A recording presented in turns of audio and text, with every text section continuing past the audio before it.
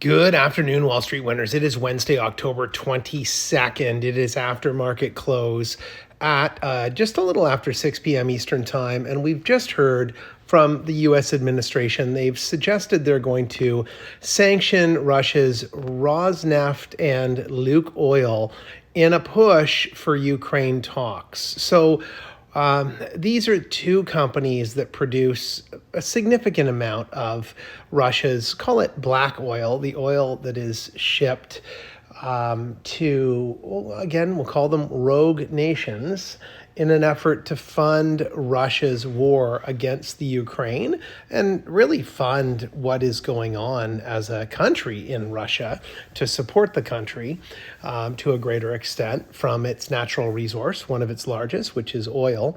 And this has been a long time coming. I mean, this is something that the US and other countries, the EU as well, who's guilty of this, should have done back after Ukraine was invaded originally, more than 4 years ago now. It's ridiculous that it's taken this long for a government to move on these sanctions, which clearly have been supporting and would have clearly supported the war over the last 4 years. So we'll see what effects this has in getting Russia to the negotiating table. But all of that said, that's just part of the geopolitical news today. Tesla tariff impacts apparently exceeded $400 million in the third quarter.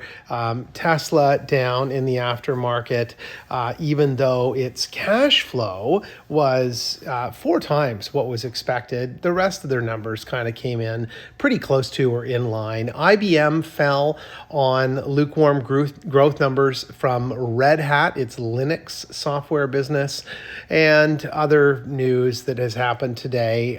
Lam Research announced earnings, and we had some other malaise really in the market, with most of the markets in the red today. Good luck in your trades. Stay positive. This is just one day in many, and the markets are going to move forward towards the end of the year. So if you like the channel, please subscribe and give me